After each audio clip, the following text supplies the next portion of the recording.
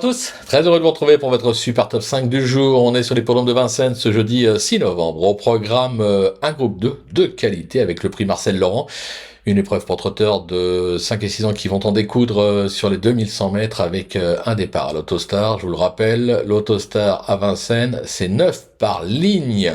Mais avant de vous délivrer mon pronostic, n'oubliez pas qu'actuellement, pour toute ouverture de compte sur Genibet, vous pouvez bénéficier jusqu'à 200 € de bonus hippique et 50 € de free bet sport, ce qui est quand même pas mal.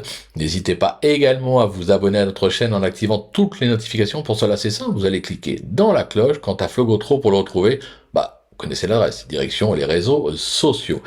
Allez, sans plus attendre, je vous délivre mon pronostic et restez bien avec moi jusqu'à la fin de l'émission pour connaître mes impasses. En tête, le 7, Lisa Josselin, le 3, Istasia, le 4, Cocktail du Dain, le numéro 9, Falco qui la regarde, le numéro 5, Exécutive EK, et le numéro 12, Anciero. On passe à l'analyse, c'est parti avec ma pépite le 7, Lisa Josselin. On va oublier son faux pas dans le critérium des 4 ans. Cette protégée de la team Basile, on a plus à faire la preuve de ses qualités. Cette fille de Ready Cash possède beaucoup de vitesse. Son numéro derrière la voiture n'est pas idéal, c'est vrai, mais cela ne devrait pas l'empêcher de se réhabiliter totalement. Mon coup de cœur maintenant avec le 3, Istasia, qui s'est bien comporté dans un groupe en Italie dernièrement. Cette protégée d'Alessandro Giochiadoro a fait ses preuves à Vincennes avec notamment sa deuxième place dans le Critérium Continental en 2024 et un même classement dans le Bold Eagle l'hiver dernier.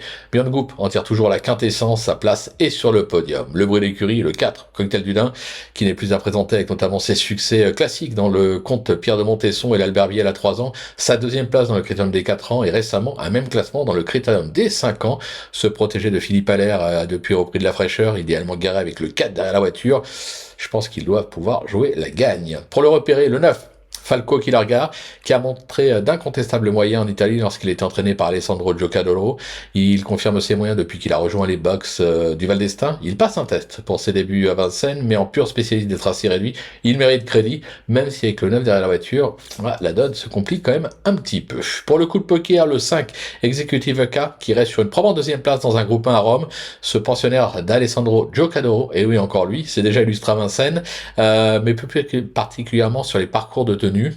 Alors la vitesse ne lui fait pas défaut, bien évidemment, bien engagé en première ligne, je pense qu'il aura ses preneurs. Et enfin ma petite trouvaille, le 12, Anciero, qui compte de nombreux podiums en Italie, notamment au niveau classique. Ce protégé d'Éric Mondo n'a pas encore convaincu à Vincennes, mais sa dernière tentative où il n'a jamais été en mesure de s'exprimer dans la phase finale parle pour lui.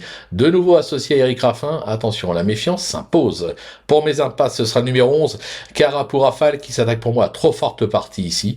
J'écarte également le numéro 13, Knock on Wood, qui semble vraiment loin du niveau qui a pu être le sien par le passé. Voilà, tout est dit, ou presque. Maintenant, c'est à vous de jouer, sans oublier bien sûr que sur Genibet, on peut jouer en fractionné. Alors bonjour à tous, et rendez-vous dès demain pour un nouveau Super Top 5. On restera bien sûr sur l'hippodrome de Vincennes.